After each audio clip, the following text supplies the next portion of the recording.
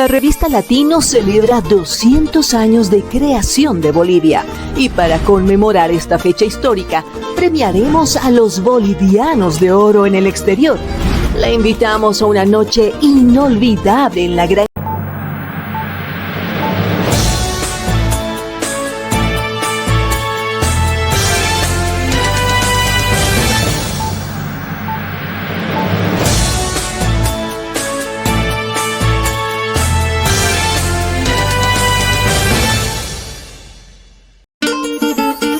La revista Latino celebra 200 años de creación de Bolivia y para conmemorar esta fecha histórica, premiaremos a los bolivianos de oro en el exterior.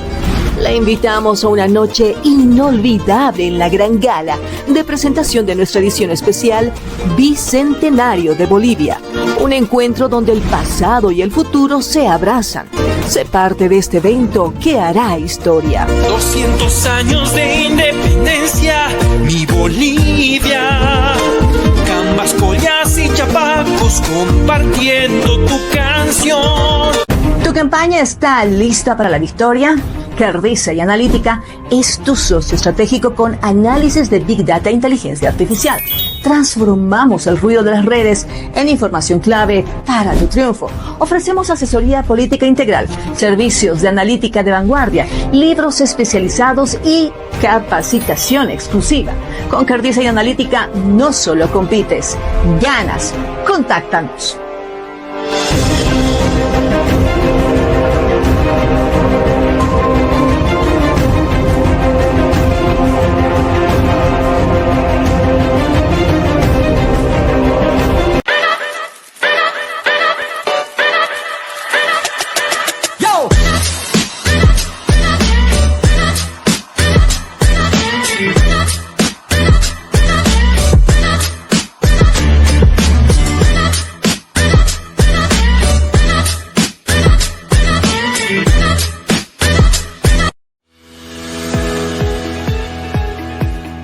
Latinos, el país que construimos, busca destacar lo mejor de la comunidad hispana en Estados Unidos y el mundo.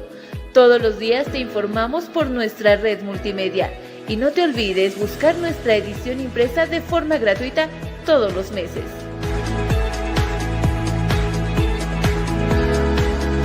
Latinos, el país que construimos. ¿Cómo están, amigos? Muy buenos días, José Antonio.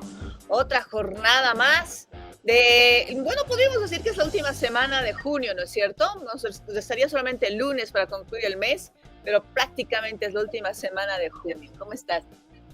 Buenos días, Miroslava, amigos y amigas. Qué placer, como siempre, saludarlos. Un cordial saludo desde Estados Unidos y también desde Bolivia. Estamos transmitiendo de forma simultánea. Así es, y tenemos mucha información, muchas cosas que han pasado en las últimas horas.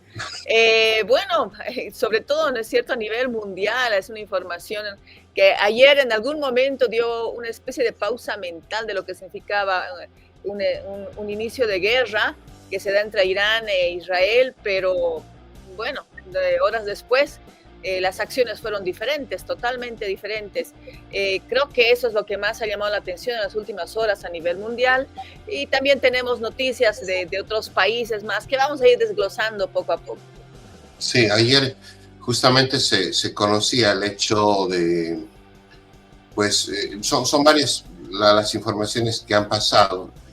El mismo hecho de que Irán lanzaron un ataque a la base militar en Qatar, una de las bases más grandes de los Estados Unidos en Medio Oriente, y todos esperaban la reacción de Estados Unidos. Hubo una especie de gabinete, una especie de reunión de alto nivel en la Casa Blanca, donde todos esperaban y querían saber qué iba a pasar, porque al parecer la reacción de los Estados Unidos se iba a expresar con otra afrenta a Irán.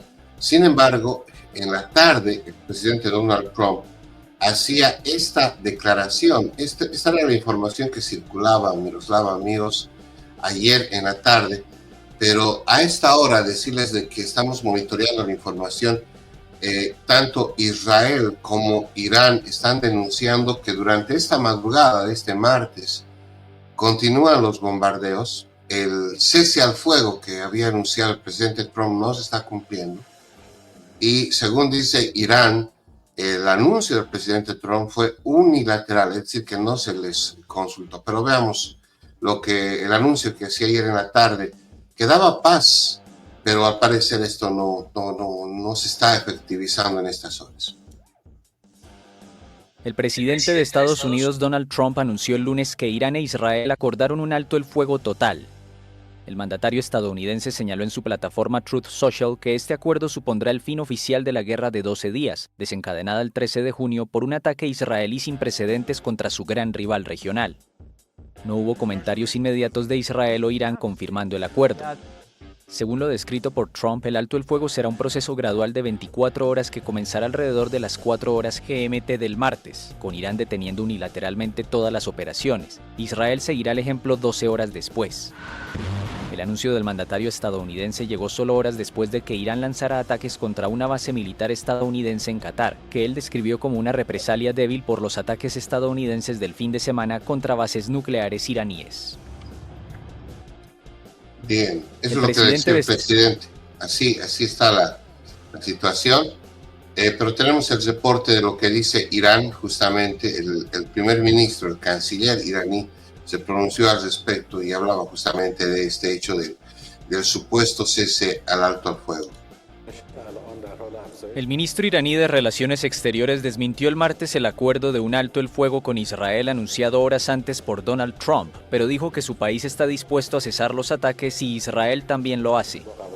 El canciller Abbas Araghchi negó en redes sociales que existiera el acuerdo anunciado por el presidente estadounidense para poner fin oficial al conflicto entre los dos archienemigos.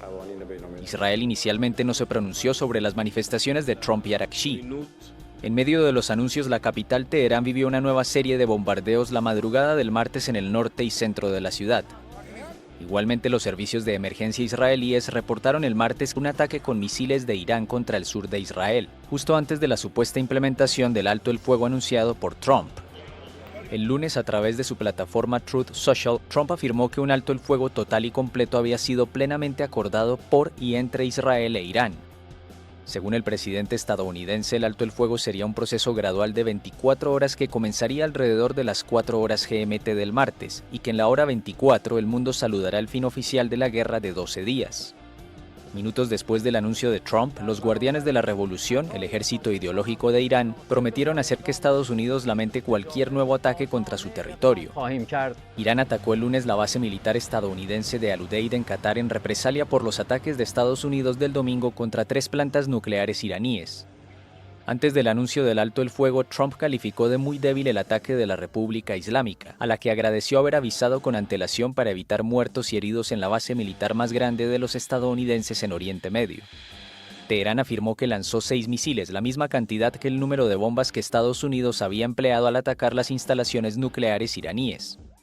La guerra ha dejado más de 400 muertos y 3.000 heridos en Irán, la mayoría de ellos civiles, según un balance oficial. Las autoridades israelíes, por su parte, señalan que el fuego iraní contra Israel ha matado a casi una treintena de personas. El ministro... Bien, así está la situación, claro.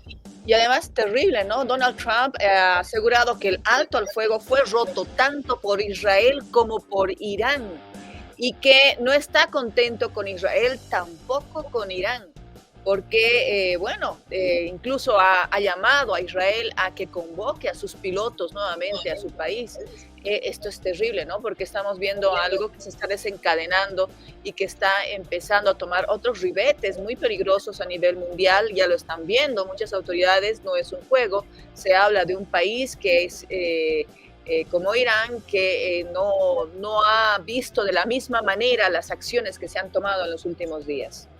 Sí, continúa en este momento los ataques entre Israel e Irán. Estas son imágenes de archivo de la guerra, como se ha llamado, de los 12 días. Estas son imágenes de Teherán. Así se producen los bombardeos. Este creo que es el mejor resumen de cámaras de seguridad que se ha podido conseguir. Como ustedes ven, se lanzan los misiles y se los interceptan muchos en el aire, pero otros indudablemente caen, ¿no? Y cuando caen es justamente la forma devastadora que ahora tienen realmente su magnitud expansiva de cada uno de esos armamentos. Por eso que la gente sufre, ¿no? O sea, esta mañana, por ejemplo, decían que habían lanzado como 8 misiles a Teherán. Se habían interceptado 7, y uno de ellos solamente llegó y había llegado a un complejo de viviendas en Israel, para ser preciso, y lamentablemente pues eran viviendas civiles, ¿no? Es decir, gente que estaba prácticamente durmiendo y recibe el proyectil. O sea, ese tipo de cosas, y prácticamente el edificio está totalmente destruido en Israel. Entonces, eso está pasando, Miroslava. Quiero ser un poco impertinente en un sentido que va más allá. Acá hay información respecto al hecho de que muchos familiares se habrían comunicado de bolivianos en Estados Unidos con familiares acá en Bolivia y habrían ido anunciando que es muy probable que retornen a nuestro país. Esta situación debido precisamente a lo que implica si se llega a desatar una guerra y esto toca a Estados Unidos. ¿Cómo está la situación allá, José Antonio? ¿Cómo es así? ¿Cuál es más o menos la voz del latino en Estados Unidos? La voz de quienes de alguna u otra forma han hecho su vida allá, pero están visualizando esta situación y bueno, si en algo, me imagino que están tomando un plan A, un plan B, un plan C, en el sentido de si es que realmente se llega a tocar este enfrentamiento entre Irán y Israel a Estados Unidos. Bueno, aquí la agenda informativa ha cambiado en las últimas horas, ¿no? O sea, todo era el tema de en los medios sobre el tema de inmigración, el tema de las redadas de ICE y demás. Con esto de la guerra, todo el mundo está, yo diría, preocupado. Mira, yo ayer tuve que desplazarme de una ciudad a otra por el trabajo mismo que uno hace de periodismo aquí en los Estados Unidos. Y innegablemente uno tiende a mirar el cielo, porque aquí las carreteras, la forma en que uno vive, y si bien es cierto, es una forma acelerada, uno dice, pues bueno, ¿qué pasaría si te empiezan a caer bombas o algo? ¿No? O sea, el nivel de reacción aquí en los Estados Unidos hay ciertos protocolos. Sin embargo, obviamente que hay mucha preocupación en nuestra gente. Cerca al 20% de los Marines, de las Fuerzas Armadas de los Estados Unidos, está compuesta por familias de hijos de hispanos. Entonces, también nuestra gente en este momento está en el frente, está combatiendo, obviamente bajo la bandera de los Estados Unidos como ciudadanos americanos, pero de origen hispano. Entonces, nuestra gente está en el conflicto. Han habido desplazamientos, han sido populares, por ejemplo, algunos jóvenes que son pilotos se han hecho incluso selfies, han hecho videos, grabaciones, subiendo al portaaviones, agarrando la bandera americana y también agarrando la bandera de México, la bandera de sus países, ¿no? Es común que usen algunos souvenirs incluso en los cascos los pilotos de los países de origen, ¿no? Aunque obviamente pelean bajo la bandera americana, la bandera de los Estados Unidos, ¿no? Preocupante. Sin duda que es preocupante. Duro, ¿no? Duro para las familias, ¿no? Sí. Sobre todo para quienes tienen a sus hijos precisamente ahí, tal vez ya incluso en este lado de Europa. Sabemos también por las noticias, ¿no es cierto?, que se han atacado algunos fuertes, algunos centros militares específicos de Estados Unidos en diferentes partes de este lado del planeta. Esto implica también el hecho de que hayan tomado acciones, podríamos decir, de defensa. La situación, por eso decíamos, cambia un poco la figura, cambia muchísimo la figura en lo que respecta a tener que enfrentar una nueva realidad, una muy posible nueva realidad, que esperemos que en algún momento se dé un alto, ¿no? Como tú dices, yo también me estaba imaginando por el tipo de comunicados que se estaban dando, que iba más o menos por ese lado. Ahí tenemos también un comunicado. Sí, este es el comunicado de la Policía Metropolitana de Washington. Esto ha circulado el fin de semana ya, no es un comunicado nuevo, pero todas las demás delegaciones de policías en los condados han sacado un similar comunicado, que prácticamente te dicen que estés alerta, piden a la población que denuncien cualquier tipo de movimiento irregular, porque aquí lo que ha trascendido es que también podrían haber atentados dentro de los Estados Unidos por algunos grupos irregulares que estarían tal vez queriendo hacer algún tipo de actividad acá. Entonces la policía, este es el comunicado de la policía, lo repito, de la Policía Metropolitana de Washington, y donde te dice que prácticamente llames a un teléfono, ahí está el número, es el 202-727-9099, es el teléfono de la policía, que se llama el Centro de Crimen en Tiempo Real, así se llama acá, para que la gente se comunique o llame al 911 si ve algo irregular. Y todo el sistema de la policía ha hecho eso, Miroslava. Todos están pidiendo a la población que coopere y vea cualquier cosa anormal, ¿no?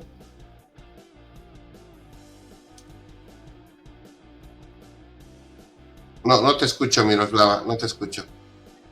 Perdón, que decía que todavía queda en la memoria colectiva, ¿no es cierto?, el 11 de septiembre allá en Estados Unidos, y obviamente el término de seguridad nacional tiene otra tónica precisamente en este país debido a esta experiencia que se tuvo hace años atrás. Entonces, cuando hablamos de una intencionalidad de que exista ataques internamente por parte de este país, que ya también lo habrían anunciado, ayer lo dijimos, que ellos hablaban de una especie de células que existen dentro de Estados Unidos.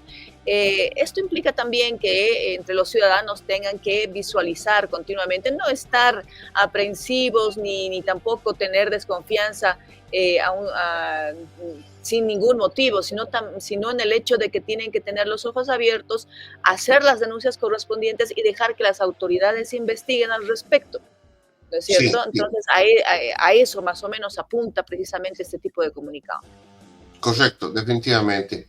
Ahora, aquí hay un comunicado que estoy justamente revisándolo, lastimosamente no lo podemos compartir, pero lo que dicen que es que el FBI estaba cooperando con ICE, el tema de las deportaciones, ahora se está replegando y el FBI va a empezar a monitorear el tema interno ante posibles amenazas externas a los Estados Unidos, ¿no? Entonces, como ves, la agenda ha cambiado acá, todo es el tema de la guerra, sin embargo, también los operativos de ICE continúan, o sea, el tema de las deportaciones no paran, pero la opinión pública está con el tema de la guerra en este momento. Bueno, así estamos, que vamos a tratar de mostrarles algunas otras imágenes, algunas otras repercusiones que tenemos. Estamos haciendo un monitoreo justamente de todas las actividades. Este es un video que valdría la pena verlo al menos unos minutos. ¿Por qué es importante el tema de la planta nuclear que está haciendo o que busca? Israel ha lanzado un ataque de una magnitud sin precedentes contra Irán. El objetivo declarado es impedir que Teherán adquiera la bomba atómica. El gobierno de Benjamín Netanyahu considera el programa nuclear iraní una amenaza existencial. Irán ha aumentado considerablemente sus capacidades nucleares en los últimos años. Israel y los países occidentales, encabezados por Estados Unidos, sospechan que el país quiere fabricar el arma nuclear, algo que Teherán niega mientras defiende su derecho a la energía nuclear civil. Para entender la situación actual hay que remontarse a 2015, cuando Irán firmó con 6 grandes potencias un acuerdo para garantizar el carácter civil de su programa nuclear a cambio de un levantamiento progresivo de las sanciones internacionales que asfixiaban su economía. Pero en 2018 Estados Unidos, bajo el primer mandato de Donald Trump, se retiró del acuerdo y restableció las sanciones. En respuesta, en 2019, Irán anunció que dejaría de cumplir sus compromisos. Y en los complejos fortificados de Natanz y Fordo, el país enriquece uranio muy por encima del límite que se le había impuesto en 2015. En la naturaleza el uranio está compuesto en un 99,3% por uranio 238 y solo en un 0,7% por uranio 235, el usado para producir energía nuclear. Para aumentar el porcentaje de este último hay que enriquecerlo con centrifugadoras. Enriquecer al 3,5% es suficiente para producir combustible para centrales civiles. El acuerdo de 2015 fijaba un límite de 3,67%. Pero según el Organismo Internacional de Energía Atómica, Irán contaba a mediados de mayo con más de 400 kilos de uranio enriquecido al 60%. Hoy en día es el único estado no dueño de armas nucleares que enriquece uranio a tales niveles que no tienen justificación civil. ¿Está entonces realmente cerca de la bomba atómica? Para fabricar tales armas nucleares, el enriquecimiento debe alcanzar el 90%, pero pasar del 60 al 90% es mucho más fácil y rápido que pasar del 0 al 3%. Si Teherán enriqueciera al 90% su stock de uranio ya enriquecido al 60%, podría fabricar más de 9 bombas. Pero expertos consideran que una vez producida la cantidad de uranio de grado militar, todavía necesitaría varios meses para llegar a fabricar su propia bomba nuclear. En su último informe, el OIEA señalaba que no disponía de ninguna indicación creíble de un programa nuclear estructurado destinado a dotar a Irán con el arma atómica. Pero el 12 de junio, en la víspera del inicio del ataque israelí, por primera vez en 20 años, votó una resolución condenando a Irán por incumplimiento de sus compromisos en el marco del Tratado de No Proliferación Nuclear. Teherán reaccionó anunciando un aumento significativo en su producción de uranio enriquecido. Y el gobierno de Benjamín Netanyahu llamó de inmediato a la comunidad internacional a dar una respuesta decisiva. Estas imágenes satelitales muestran que los ataques israelíes del 13 de junio destruyeron parcialmente en la superficie el centro de enriquecimiento de uranio de Natanz. Este complejo también tiene una gran parte subterránea y el OIEA reporta impactos directos en estas salas profundamente enterradas que contienen miles de centrifugadoras. Según expertos, el corte de electricidad provocado por estos ataques también podría haber vuelto a estas máquinas inutilizables. El otro sitio de enriquecimiento, el de Fordo, también fue atacado, pero no se constataron daños. Sin embargo, siempre según el OIEA, 4 edificios fueron alcanzados en el sitio nuclear de Isfahan. Según varios expertos, Israel puede asestar un golpe severo al programa nuclear iraní, pero es poco probable que pueda destruirlo sin la ayuda militar estadounidense. De hecho, serían necesarias bombas extremadamente potentes para alcanzar las plantas subterráneas de enriquecimiento de uranio. También es difícil que Israel pueda erradicar las competencias adquiridas por Teherán, aunque 9 científicos expertos en energía nuclear hayan sido asesinados en los ataques. Lo único cierto hasta ahora es que la ofensiva israelí frenó en seco las conversaciones sobre el programa nuclear iraní entre la República Islámica y Estados Unidos.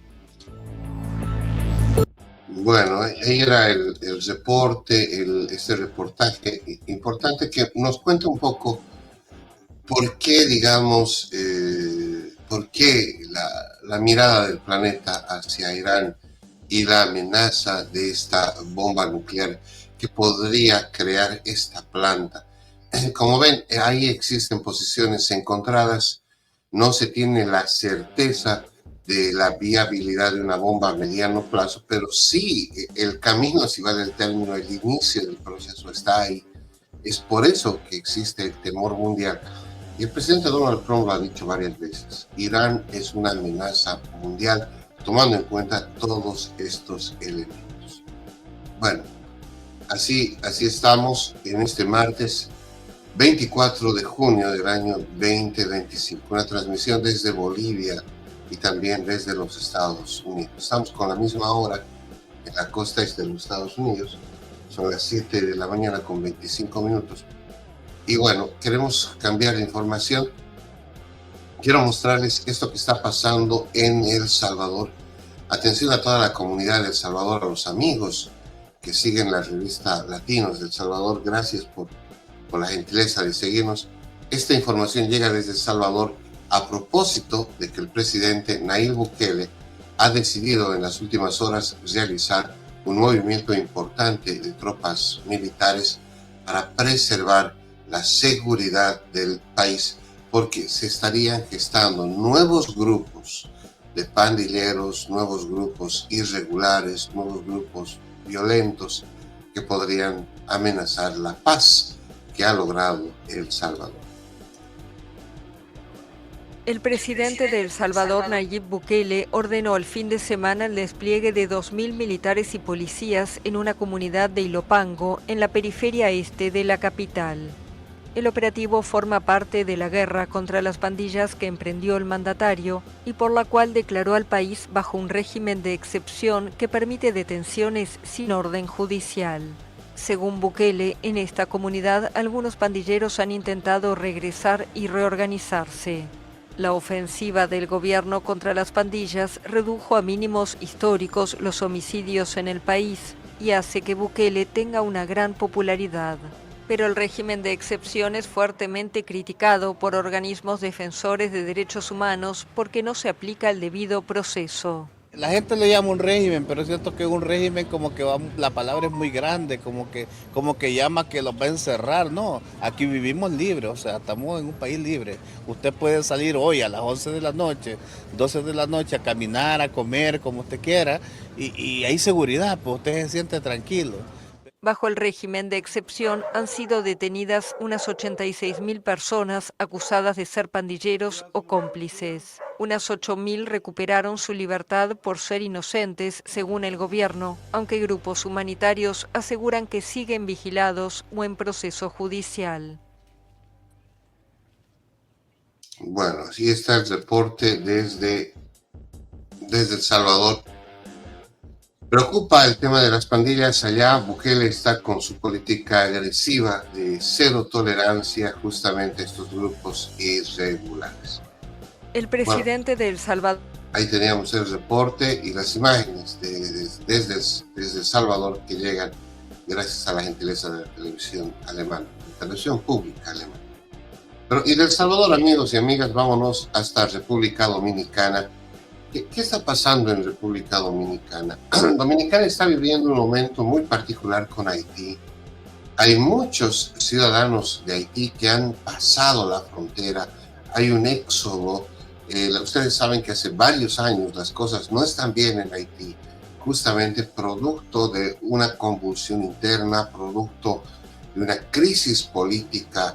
En medio de eso hubo el asesinato incluso a un expresidente. Bueno, varias cosas que han pasado en Haití ha provocado que la gente busque escapar de este país, y uno de los refugios naturales ha sido República Dominicana, pero los niveles de inmigración han sido tan altos que en este momento República Dominicana no puede absorber estos migrantes, y es por eso que incluso ha decidido, atención con esto,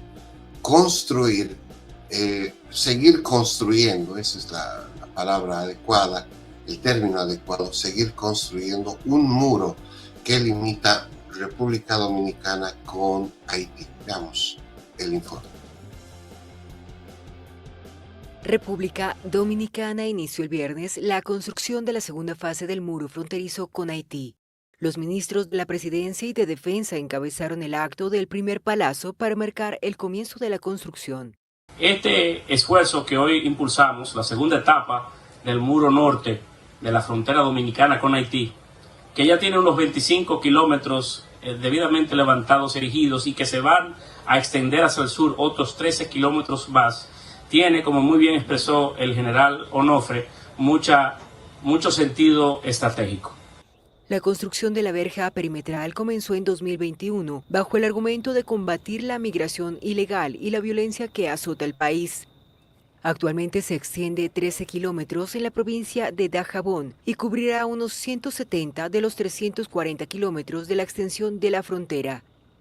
La estructura es una bandera del gobierno del presidente Luis Abinader, que desde su llegada al poder impulsó masivas redadas y la deportación de más de 130.000 indocumentados entre mayo de 2026. No hay mejor muro que la integridad del dominicano, su transparencia y su tierra. Haití, el país más pobre de América, sufre desde hace tiempos la violencia de bandas criminales acusadas de asesinatos, violaciones, saqueos y secuestros en un contexto de inestabilidad política. Esta violencia se ha intensificado en el último año, provocando el desplazamiento de 1 millón de personas. Bueno, así está Haití. Es lamentable lo que está pasando en este país de Centroamérica. Y ahí, República Dominicana, que decide construir, ampliar el muro que divide con este país, justamente porque no está en condiciones de poder seguir absorbiendo a los nuevos migrantes haitianos. República Dominicana amplía un muro de división con Haití. Sigamos hablando de República Dominicana. Muchos acá en los Estados Unidos, en el área metropolitana de Washington principalmente, hubieron varias acciones de solidaridad ante el incendio que se produjo este año en la discoteca Jet Set allá en República Dominicana, en Santo Domingo. Jet Set era una de las discotecas más concurridas. Sin embargo, la negligencia, se dice, de los propietarios provocó una catástrofe. El inmueble se desplomó y lamentablemente murieron muchas personas allá en República Dominicana a propósito de eso. Y ahora justamente están en una fase legal para ver las responsabilidades. Veamos el informe de República Dominicana, que también aquí en el área metropolitana de Washington ha provocado se podría decir, la solidaridad de la comunidad dominicana aquí en los Estados Unidos. Más de 14 horas extendió la audiencia donde el Ministerio Público presentó cargos formales contra Antonio y Maribel Espaillat. El órgano acusador solicitó 18 meses de prisión preventiva para Antonio y 18 meses de prisión domiciliaria para su hermana, pero la jueza Fátima Veloz no acogió esa petición e impuso una garantía económica de unos $850,000 a cada uno de los hermanos. Aquí no hay justicia, no hay nada, porque ellos deberían de pagar por lo que hicieron por tanta familia, tantos niños huérfanos que se quedaron, tanta madre que nos quedamos sufriendo, tanta familia sola. Desde este momento, nosotros anunciamos que vamos a apelar esta medida de coerción. La magistrada acogió la solicitud del Ministerio Público de declarar el caso complejo y la calificación jurídica de homicidio involuntario. Fue una decisión ajustada a los presupuestos que se plantearon. La familia Espaillat emitió un comunicado donde informó que suscribió acuerdos de compensación económica con 40 de las víctimas. Una de ellas fue la hija de Ruby Pérez Zulinka, quien recibió un cheque por unos $17,000 y desistió de proceder legalmente. Sí, es verdad, recibí una compensación solo como miembro de la orquesta. Cada quien es adulto y sabe cuáles son sus actuaciones y sus consecuencias. El Ministerio Público continúa con la investigación de esta tragedia que conmocionó al país y ahora se prepara para someter su recurso de apelación. Es la información desde Santo Domingo. Ilia, regreso contigo. Bien, ahí teníamos el reporte internacional. Miroslava, volvemos contigo. No te escuchamos, Miroslava, tu audio está... Decía que son 236 que fallecieron en ese incidente, ¿no? Es un número realmente alto. Sí, aquí ha provocado muchas protestas. En Santo Domingo indican los oriundos de allá que era una de las discotecas más populares. El informe lamentablemente dice que no se hizo el mantenimiento correspondiente y fue popular acá porque incluso murió Rudy Pérez, uno de los emblemáticos cantantes, y bueno, como hoy en día todo el mundo está acostumbrado a ir a la discoteca, a las fiestas con celular y filmar, ya te puedes imaginar los videos que circularon de la tragedia. Entonces aquí fue de mucho impacto. Claro, eso no, terrible, terrible. Entonces me imagino que la investigación obviamente es a detalle, pormenorizada, ¿no? Sí, por eso justamente provocó mucha rabia en la gente que salgan en libertad condicional pagando una fianza. Bueno, la fianza fue de casi $1 millón, ¿no? O sea, lo que pagaron, son 850,000 que pagaron, y a eso se suma el hecho de que tienen que firmar garantías. O sea, la justicia le está pidiendo varias cosas. De todas maneras, aquí la gente pide pues una sanción más severa. Habrá que esperar qué pasa porque esto no termina acá, hay mucha gente involucrada. Y aquí en los Estados Unidos, en el DMV, incluso hubieron días donde la gente salió a prender velas, a orar por las víctimas que murieron. Te repito, una de las discotecas más icónicas, una de las discotecas más populares allá en Dominicana, en Santo Domingo. Así es. Bueno, la noticia, imagino, para todos ha sido muy traumática, sobre todo para las familias allá en República Dominicana. Sí. Vámonos hasta nuestra amada Bolivia. ¿Qué tenemos en Bolivia, Miroslava? Bueno, hace 2 días ha concluido la reclusión de Arturo Murillo, quien habría sido el ministro de Gobierno precisamente durante la presidencia de Yanine Áñez. Escuchemos qué es lo que decía, ¿no es cierto?, una autoridad respecto a la posible deportación que están esperando de esta exautoridad. Emitido toda la documentación necesaria vía diplomática para que el Departamento de Estado del país donde se ha solicitado la deportación se le ha hecho conocer que este señor tiene 2 sentencias ejecutorias, bueno, 2 sentencias que han ameritado por 2 procesos de gases, como ustedes lo conocen, Gases Brasil, Gases Ecuador, y claro, tiene otros procesos los cuales ellos cuentan, sea casos en Cata, sea caso Guayani, sea casos, por ejemplo, de legitimación de ganancias ilícitas, entre otros que ya conoce el gobierno norteamericano. Por lo tanto, respecto a la deportación, estamos tomando todos los recaudos necesarios con todas las instituciones encargadas y que ameritan en ese aspecto para que tengamos de alguna manera ya noticiar a todos ustedes en el momento que sea pertinente y claro, con toda la información que este señor va a ser deportado. Eso es por lo pronto por lo que podemos informar. Paralelamente a ello, seguramente ustedes tendrán la inquietud de la extradición. Es otro procedimiento, es un procedimiento que de alguna manera ya se ha solicitado, como es el caso, por ejemplo, en el caso denominado Gases Brasil, donde él cuenta ya con una sentencia. Se han realizado y se están realizando todas las gestiones necesarias para que de alguna manera este señor sea, de alguna manera se solicite la extradición. No es un procedimiento particular judicial que se lo está realizando por las autoridades, tanto judiciales, Ministerio Público y todas las autoridades que componen, en este caso, las partes acusadoras, para llegar a un buen puerto en el otro caso necesario del tema de del tema de la extradición. ¿Hay tiempos y plazos? Mira, respecto a plazos, en el último caso no estamos a plazos. Ustedes recordarán que también es un tema que podría durar meses, podría durar inclusive un poco más de esos meses en el tema de la extradición, porque es un tema que seguramente la defensa de él se opondrá a la extradición. O sea, estamos a circunstancias judiciales, no son como en el caso de la deportación, que es un tema eminentemente administrativo que le corresponde a un juez de migración. Y en este caso, si fuera expreso, obviamente los resultados serán en cuestiones de semanas, menos de un mes. En el caso hipotético que no encontremos el tema de la solicitud de asilo o que no se encuentre antecedentes. Bien. Toda la documentación. Ahí escuchábamos entonces al procurador, él dio declaraciones el día de ayer, Ricardo Condori es el procurador general del Estado en Bolivia, y estamos hablando de este personaje, Arturo Murillo, quien el 2019 hacia el 2020 fue ministro de Gobierno.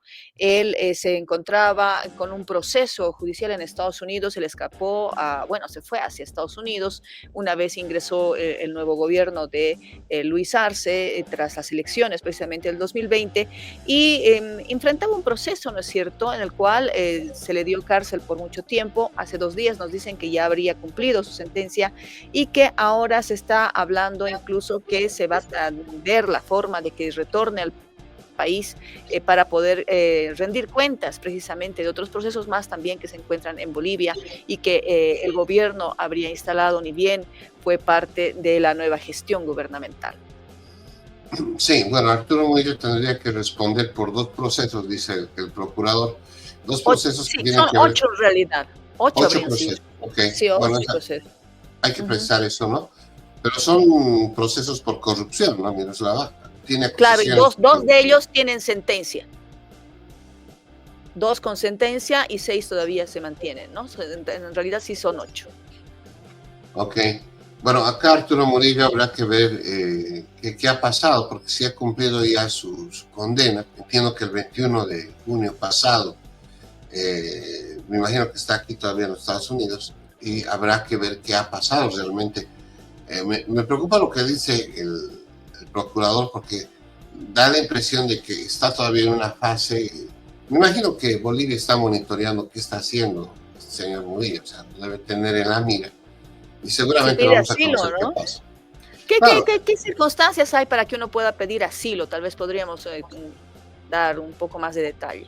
Bueno, aquí una de las visas que más se solicita es la visa U, que es la visa humanitaria, que busca que aquellas personas que tienen algún tipo de posibilidad de ser dañadas, perjudicadas o afectadas en su integridad física o psicológica, puedan acceder a un asilo en los Estados Unidos, ¿no? En este caso, por ejemplo, muchos refugiados de guerras, refugiados por violencia, llegan a los Estados Unidos y adquieren esta calidad, ¿no?, de la visa humanitaria. Ahora, en el caso de este señor, él tiene una particularidad, tiene sentencias de la justicia boliviana. Entonces, habrá que ver en qué fase está su solicitud. No creo que los Estados Unidos le den la visa U, a no ser que él haya comenzado ya su trámite, porque incluso acá él estaba detenido en una cárcel de los Estados Unidos, justamente 70 meses. Claro, por un tema de corrupción, o sea, por un tema de haber violado el manejo. A ver, hay que ser muy precisos. Aquí en los Estados Unidos nosotros tenemos la Reserva Federal, que es como el Banco Central, haciendo una analogía a Bolivia. La Reserva Federal monitorea todo el manejo de las cuentas bancarias, es decir, regula a los bancos. Cuando se lo detiene el señor Murillo aquí en los Estados Unidos, se lo detiene porque él intentó meter recursos, es decir, dinero, sin justificar de dónde tenía ese dinero, ¿no? Entonces, yo te voy a poner un ejemplo que a mí me ha pasado hace unos años. Cuando yo decido comprar un vehículo acá, con recursos de un ahorro de mi peculio en Bolivia, me investigaron incluso de dónde yo tenía los recursos, qué compañía tenía en Bolivia. O sea, llegan a ese nivel los de la Reserva Federal para ver que no tú, entre comillas, laves dinero de hechos ilícitos. Yo tuve que justificar incluso la compañía que tenía en Bolivia, el registro que tenía en Bolivia, y la Reserva Federal de esa manera me autorizó el poder incluso tener un bien que no era, digamos, una gran inversión, sino para comprar un tema doméstico, ¿no? O sea, ese tipo de cosas pasa. Entonces, en el caso del señor Murillo, lo que ha pasado es que él justamente le observaron cómo metía dinero a los Estados Unidos y las cantidades que, al no poder justificar, es que lo detienen y lo sancionan. Entonces yo no creo que él tenga acceso a una visa humanitaria. De hecho, él va a ser, creo que lo que corresponde es que él sea deportado, porque no te olvides que un proceso de extradición pues es mucho más largo y es mucho más complicado, y Estados Unidos no tiene un elemento para mantenerlo el señor aquí, o sea, no tiene ningún interés. Lo van a poner en frontera y Bolivia se lo va a tener que recoger. Eso va a pasar. Y hay un precedente, ¿no? Tenemos entendido que Estados Unidos podría actuar como lo hizo en el caso del señor Sergio Méndez, ex colaborador de Murillo, deportado de Estados Unidos. Claro. Imagínate con ese antecedente más seguro que Arturo Murillo en breve esté en La Paz o esté ya en la justicia boliviana, ¿no? Ahora, junto con Arturo Murillo, te cuento que han llegado muchos bolivianos acá, de la administración de Yanine Áñez. Salud, Miroslava, espero que no te desee. Gracias. Te cuento que han llegado muchos bolivianos, ¿no? Ex autoridades, ex directores. Bueno, la lista es larga, han llegado aquí a los Estados Unidos, que no sé hasta qué punto tendrán vinculación con este señor, pero que también tendrían que, sí, pues incluso hay gente que tiene sentencias en Bolivia que en este momento está buscando asilo político en los Estados Unidos. O sea, no han cometido ningún delito aquí en los Estados Unidos, en Bolivia tienen sentencia y aquí están buscando un asilo político. Entonces, yo conocí de casos de gente, de personas que ni siquiera eran muy conocidos públicamente, que trabajaron de alguna forma indirecta o directamente durante este gobierno, pero sí acumularon ciertos datos para hacer la solicitud de asilo político. A algunos les surtió y otros. Claro, porque el trámite administrativo es simple. O sea, tú presentas los antecedentes y solicitas ante el juez esta condición. El juez te programa, el juez analiza el caso y da o no te da opción. Entre tanto, te puede dar incluso un social. Aquí lo que más la gente busca es tener acceso a un social security que te puede dar la opción de poder trabajar, ¿no? O sea, te da entre tanto eso, pero eso no te garantiza tu condición de refugiado. Hay también un atenuante, ¿no? Murillo asegura que tiene nacionalidad croata, cosa que todavía no se demostró.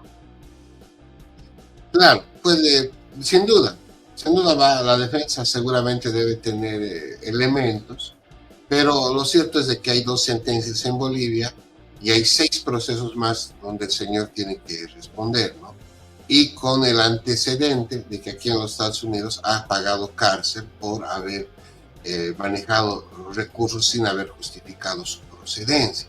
Entonces, todo ese es el contexto que él tiene. Ahora, hay que ser precisos. La gente que aplica para visa humanitaria por un tema político, Miroslava, no puede realizar actividad política aquí en los Estados Unidos. Yo he estado viendo gente que está buscando la visa humanitaria de nuestro país aquí en los Estados Unidos y que se dedica a hacer podcast, se dedica a hacer política, son opinadores públicos, que, bueno, la libertad de expresión, la primera enmienda aquí en los Estados Unidos te garantiza eso, que tiene que ver mucho con, la primera enmienda tiene que ver mucho con el tema de la libertad de expresión, pero en el fondo, o sea, uno, que no es ético, y segundo, de que Estados Unidos no te permite, en tu calidad de asilado político, realizar política, ¿no? Entonces, hay cosas que a veces desconocen y que seguramente es un tema de abogados, pero de ahí la representación de Bolivia seguramente puede hacer muchas cosas, ¿no? Seguramente van a ver. Más aún si hablamos de personas que tienen procesos aquí en el país, ¿no?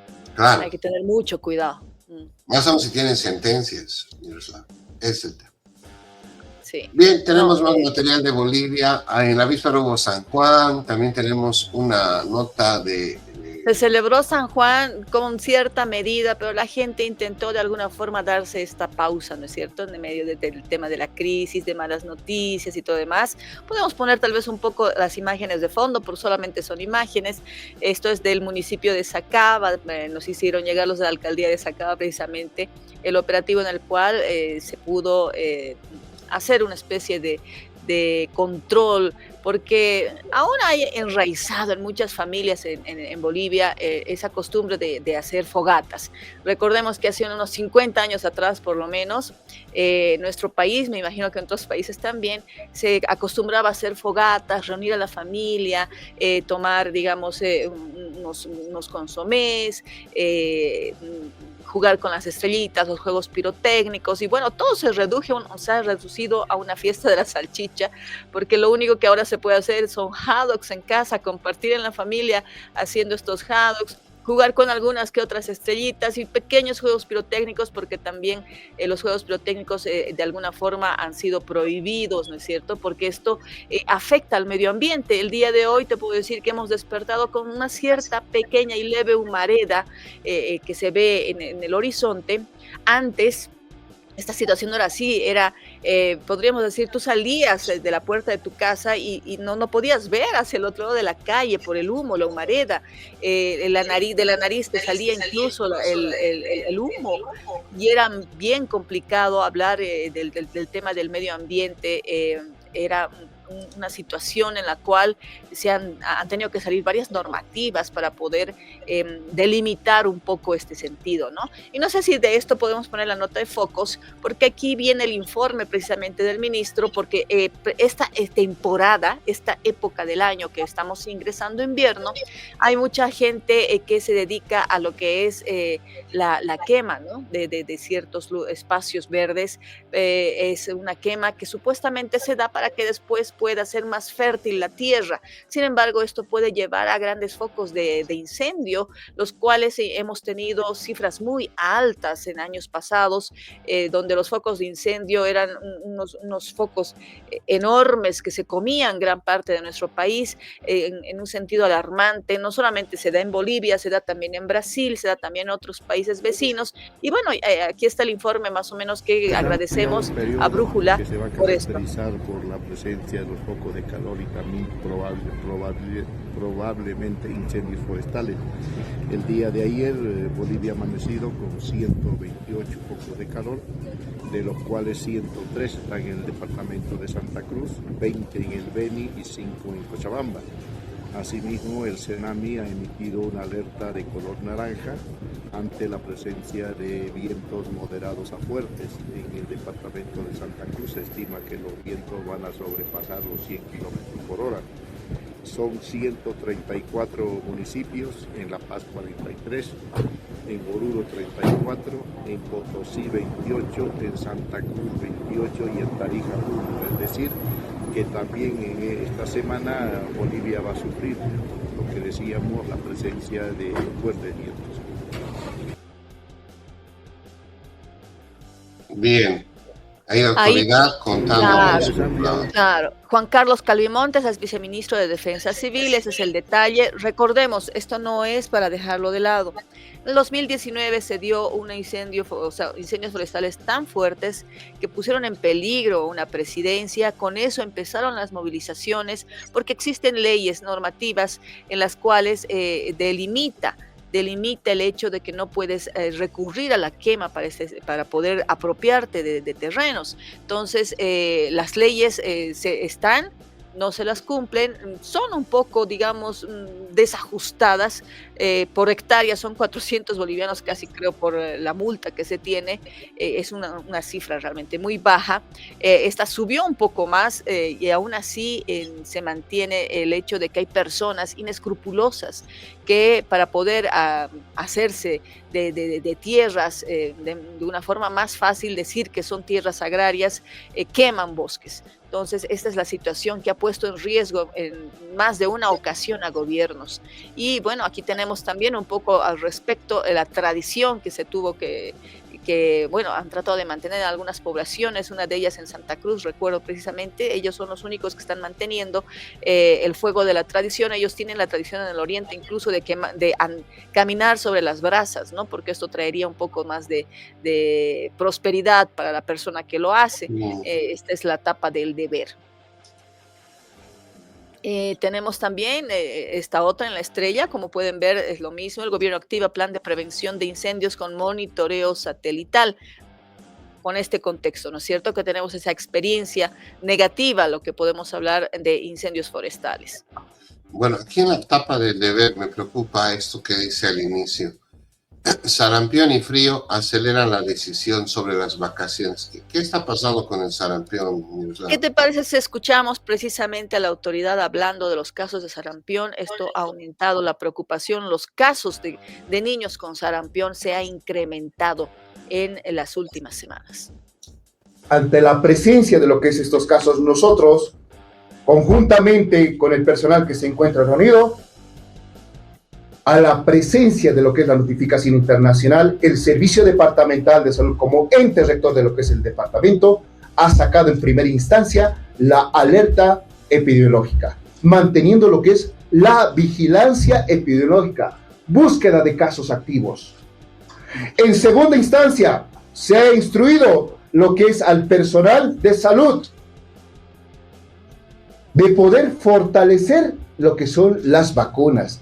En tercera, se ha emanado a través del Servicio Departamental de Salud la resolución 020-2025, que indica que todo el personal de salud, médico, enfermera, auxiliar en enfermería, personal de laboratorio, debe intensificar la ayuda para la vacunación en nuestros niños menores de 5 años. Y esta resolución engloba que van a trabajar sábados y domingos, justamente con el acuerdo que tenemos acá con nuestras autoridades, con la finalidad de buscar lo que es una solución. Y la solución está en las vacunas. Debemos entender un aspecto muy en claro en relación de lo que es el manejo que se está realizando por el personal de salud. En primera instancia, estamos haciendo la vigilancia epidemiológica activa. En segundo, el control de lo que son los focos de contagio. O sea, haciendo el seguimiento de las personas contacto. En cuarto caso, aumentar la cantidad de vacunación en niños menores de 5 años. Recordemos que un niño con el esquema completo, con las 2 dosis, es un niño que va a evitar distintas enfermedades, y más aún como lo que es el sarampión. Recordemos a nuestra población médica, a nuestro personal de salud, que debemos priorizar la vacunación. Son 52 casos a nivel nacional confirmados de sarampión. Esto ha alertado muchísimo a las autoridades. Él es del CEDES en La Paz. En La Paz existen ya 2 casos. Existen como 300 casos de sospecha de niños con sarampión. Y bueno, las autoridades de salud aseguran que es una medida necesaria. Están pidiendo incluso se adelante las vacaciones de invierno de los colegios prevista para del 7 al 18 de julio. Muy aparte, ha incrementado el frío, pero estos casos de sarampión están alertando a los padres de familia y a las autoridades de salud en Bolivia. Esto no se dio en mucho tiempo, ese tipo de casos. Se asegura que se debería a que algunas personas, familias, habrían reducido la vacuna contra el sarampión a un 30% a nivel nacional, y esto ha preocupado por una situación, podríamos decir, descuidada de muchas personas que evitaron precisamente vacunar a sus hijos contra esta enfermedad. Bien, la alerta en Bolivia sobre el sarampión, ahí la autoridad recomendando y pidiendo justamente las previsiones del caso. Me parece importante lo que hace a nivel de previsiones, el hecho mismo de movilizar a la población, las recomendaciones pues importantes. Seguramente el monitoreo nos dará más datos en la jornada, Miroslava. Claro, como te digo, son 300 casos que son de sospecha y 52 ya confirmados. En la presente jornada esperemos que no crezcan desmedidamente esta cifra, pero sí los padres creo que tienen que tomar todas las medidas correspondientes. El sarampión puede ser contagioso, entonces tienen que revisar sus cartillas de vacunación, vacunar o no vacunar a sus hijos. Si existe un caso en las aulas o en el colegio, tomar la previsión respectiva. Hay colegios que incluso ya han sugerido que se haga de manera virtual algunas clases, ¿no es cierto? Entonces sí, es de preocupación. Bien, ahí un poco estábamos viendo los periódicos, justamente El Deber decía, sarampión y frío aceleran decisión sobre las vacaciones, es decir, se va a ampliar, se va a adelantar las vacaciones escolares en Bolivia. Bueno, esto es posible. Bueno, así estamos, Miroslava. ¿Qué más tenemos? ¿Con qué más amaneció nuestra amada Bolivia? ¿Cómo va el ambiente electoral? El ambiente electoral, bueno, se están cocinando las alianzas, como se decía, se está hablando muchísimo en el sentido de que existan alianzas que te avisé el día lunes. Recuerdas, Evo Morales tuvo una reunión en la UCAeñe en la cual él estaba convocando a un bloque de unidad de la izquierda para precisamente de alguna forma estar presentes como gobierno. Recordemos que los partidos que tendrían esta tendencia vienen a ser el Movimiento al Socialismo, que ha descartado tener alguna alianza con Evo Morales, el MTS, que está con Andrónico Rodríguez, el cual obviamente todavía no se ha manifestado al respecto, y también estaría la UCS, Alianza por el Pueblo, que también hay voces de que aseguran que podría haber esta alianza. Sin embargo, esta aún no se ha consolidado o no se ha oficializado por ambas partes. Entonces son esos detalles que se están teniendo al respecto. Sabemos que el día de ayer, por otra parte, uno de los candidatos de NGP, que viene a ser el señor Dung, ha presentado ya su requerimiento a la Contraloría General del Estado para poder solicitar en base a su formulario sus papeles que lo puedan habilitar para ser ya de una vez candidato. Es precisamente en la papeleta donde teníamos ese vacío de la fotografía. Esto se da generalmente de 24 a 48 horas, dependiendo del caso. Puede ser que de él sean 48 horas cuando tenemos un plazo hasta este miércoles. Esperamos realmente que pueda llegar a los plazos correspondientes, depende mucho de cómo avance su tramitación. Creo que estuvo un poco a destiempo. Y también tenemos los candidatos que ya están empezando a hablar, están empezando a dilucidar, a hacer referencia a algunos hechos. Manfred Royes Villa asegura que tuvo que recurrir a la CIDH para que sus procesos judiciales bajen de tono y pueda él habilitarse como candidato hace años atrás y ahora esté más tranquilo. Tenemos a un Rodrigo Paz Pereira que asegura que va a remontar sus cifras. Él quiere ganar a Manfred Royes Villa en cifras en las encuestas. Él se da un plazo personal de hasta incluso 2 a 3 semanas y después sería su próximo reto, según él, Andrónico Rodríguez. Entonces, todos ya están empezando de alguna forma a vender su charque, como podríamos decir. Bien, así está Bolivia. Nos despedimos, amigos y amigas. Mañana, Dios mediante, estaremos en Aquí y Allá, esta propuesta que busca, como siempre, informar a nuestra comunidad. Hasta mañana, Miroslava.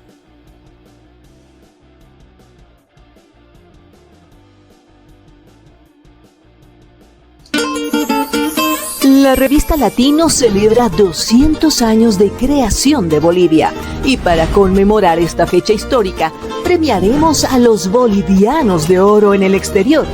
La invitamos a una noche inolvidable en la gran gala de presentación de nuestra edición especial Bicentenario de Bolivia.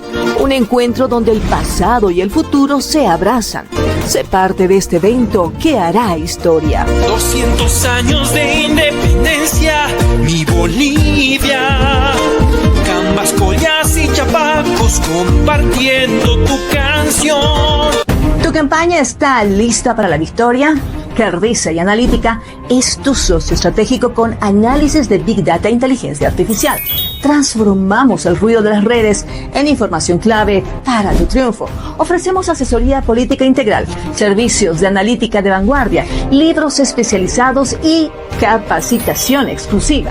Con Cardiza y Analítica no solo compites, ganas. Contáctanos.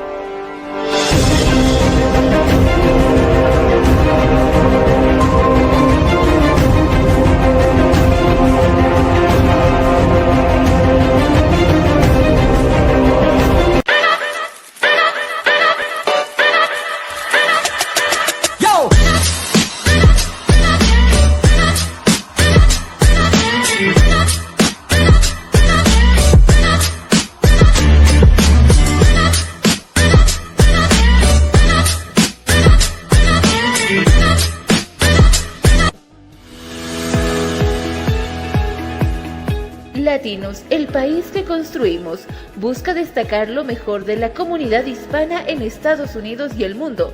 Todos los días te informamos por nuestra red multimedia. Y no te olvides buscar nuestra edición impresa de forma gratuita todos los meses.